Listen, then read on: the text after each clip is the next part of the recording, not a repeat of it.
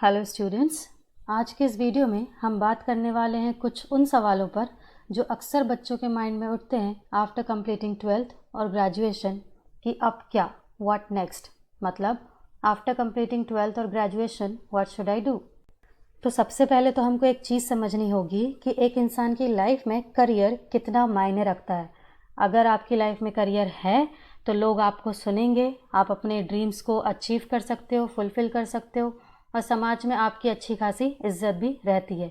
वहीं अगर आपकी लाइफ में करियर नहीं है तो कोई भी आपको सुनेगा नहीं, आपके सारे सपने टूट जाएंगे, बिखर जाएंगे, आप उन्हें पूरा नहीं कर पाएंगे और सोसाइटी में भी आपकी कोई खास रिस्पेक्ट नहीं रह जाती है। अब आप करियर में क्या चूज़ करते हैं इस पर भी डिपेंड करता है। गवर्नमेंट जॉब चूज़ करते हैं या प्राइवेट जॉब। अगर आप गवर्नमेंट जॉब चूज़ करते हैं तो उसमें आपको पैसा भी मिलेगा, वर्क एंड रिस्पेक्ट भी होगी, फैमिली एंड सोशल लाइफ भी उसमें काफ़ी हद तक हमारी अच्छी रहती है, जॉब सिक्योरिटी रहती है, प्लस वहाँ पे आपका जो वर्क टाइमिंग है वो डिफाइंड रहता है कि आपको सुबह 10 से शाम के 4 या शाम के 5 बजे तक काम करना है। वहीं अगर आप प्राइवेट जॉब चूज़ करते हैं तो आपको पैसा तो अच्छा खासा मिलता है लेकिन वहाँ पे काम भी बहुत ज़्यादा होता है। फैमिली के लिए टाइम आप एज सच नहीं निकाल पाते हो और आपकी सोशल लाइफ लगभग ख़त्म हो चुकी होती है। और जॉब सिक्योरिटी जैसा कोई शब्द प्राइवेट जॉब में एग्जिस्ट नहीं कर रहा होता है। उनको जब तक आपकी ज़रूरत होती है वो आपसे काम कराते हैं और कभी भी आपको निकाल सकते हैं। प्लस वर्क टाइमिंग्स को लेकर वहाँ पे कोई भी एथिक्स नहीं है कि आपको इतने बजे से इतने बजे तक ही काम करना है। कभी कभी वो 12 घंटे भी काम हो जाता है, कभी कभी वो 14 घंटे भी हो जाता है। सो वहाँ पे कोई वर्क टाइमिंग आपकी डिफाइंड नहीं रहती है। नाउ अब सवाल आता है बहुत से लोगों के माइंड में कि how would I choose a career. तो फर्स्ट ऑफ ऑल आप जानिए कि आपका इंटरेस्ट किस चीज़ में है, आपका इंटरेस्ट किस फील्ड में है, किस सब्जेक्ट में है, उस अकॉर्डिंग आप अपना करियर चूज़ करिए।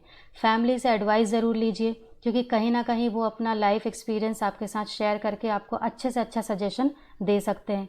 प्लस जिस भी फील्ड में आप अपना करियर बनाना चाह रहे हैं आपको उसकी जॉब प्रोफाइल के बारे में सब कुछ पता होना चाहिए। साथ ही साथ उस जॉब प्रोफाइल में आप आगे आने वाले 10, 20, 30 सालों में अपने आप को कहाँ देखेंगे, कहाँ पहुँच पाएंगे, आपकी उसमें क्या ग्रोथ हो सकती है, वो सब भी आपको पता होना चाहिए।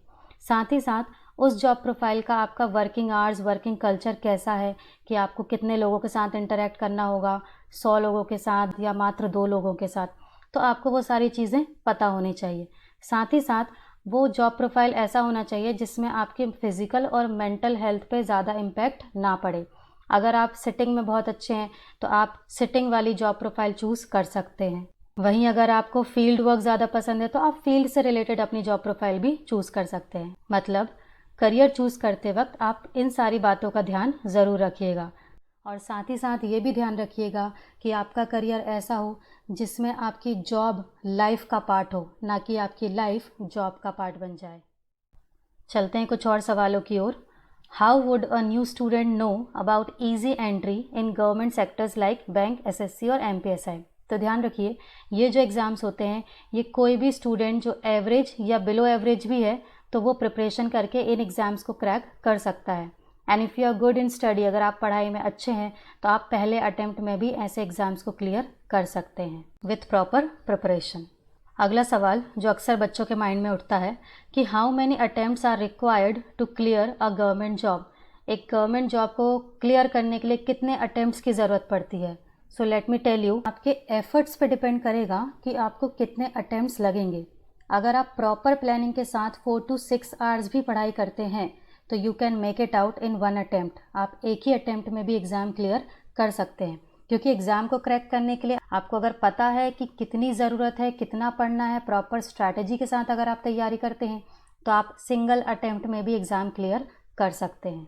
अगले सवाल पे आते हैं, what is the right time to start preparing for government exam. So right time, अगर आपने 12th कंप्लीट कर लिया है या ग्रेजुएशन भी कर लिया है या कर भी रहे हैं, so this is the right time to start preparing for any government exam. Next question पे चलें। कुछ लोगों का सवाल होता है कि I am planning for BCom और बीए और बीएससी और बीटेक, तो क्या ये पॉसिबल है कि हम ग्रेजुएशन के साथ साथ गवर्नमेंट एग्ज़ाम भी क्रैक कर सकें। तो of course the answer is yes, but you need proper guidance to clear any government exam. तो अगर आपको प्रॉपर गाइडेंस मिल जाता है और आपको पता है कि कौन सा एग्ज़ाम निकालना है तो डेफिनेटली आप ग्रेजुएशन के साथ साथ एग्ज़ाम भी क्रैक कर सकते हैं। क्योंकि ज़्यादातर क्या होता है कि बच्चे प्रिपरेशन एक चीज़ की करते हैं, लेकिन फिर वो एक चीज़ की प्रिपरेशन करते करते करते करते बाद में सभी के फॉर्म भरने लग जाते हैं और सभी की तैयारी करने लग जाते हैं। ऐसे बच्चों का सिलेक्शन रेशियो मात्र 1 या 2% है। फॉर एग्ज़ाम्पल, आप बैंकिंग की तैयारी कर रहे हैं, पर उसी बीच नोटिफिकेशन आ जाता है रेलवेज़ का, जिसमें बहुत सारी वैकेंसीज़ हैं। तो होता क्या है कि अगर आप रेलवेज़ की तैयारी करने में लग जाते हो तो ना तो आप बैंकिंग ही प्रॉपर निकाल पाते हो और ना ही रेलवेज़। ऐसे बच्चे सिलेक्शन नहीं ले पाते हैं। और जो बच्चे फोकस्ड होते हैं, डेडिकेटेड होते हैं, पर्टिकुलर एक एग्ज़ाम की तैयारी कर रहे होते हैं, तो वो सिलेक्शन ले पाते हैं। तो ध्यान रखिए, कभी भी अगर आप प्रिपरेशन कर रहे हैं तो फोकस्ड होकर करिए कि आपको किस फील्ड में जाना है, उसी फील्ड की तैयारी आप स्टार्टिंग से करिए। डेफिनेटली आप एग्ज़ाम क्रैक कर लेंगे अलॉन्ग विथ योर ग्रेजुएशन।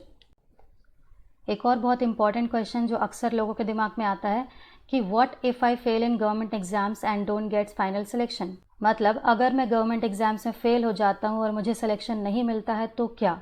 सबसे पहली चीज़ तो you have to be honest towards yourself and your family. आप अपने आप को धोखा नहीं दे सकते। आप अपने आप को ऑनेस्टली बताइए कि आपने जो तैयारी की, जो आपने टाइम दिया किसी भी एग्ज़ाम को लेकर, क्या वो वाकई में सही इनपुट दिया था या नहीं। आपके जो एफर्ट्स थे वो सही डायरेक्शन में जा रहे थे या नहीं।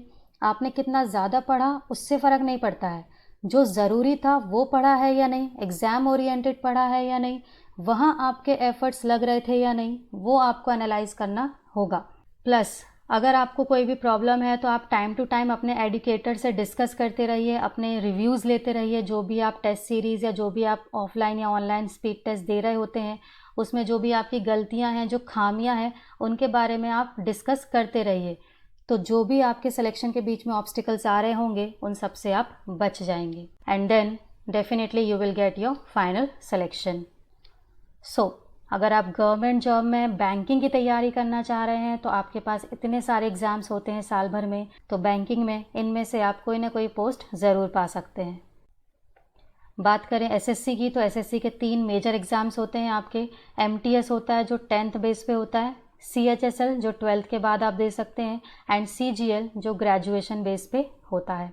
वहीं बात करें व्यापम एंड रेलवेज़ की, so these are the few exams जिनके लिए आप तैयारी कर सकते हैं।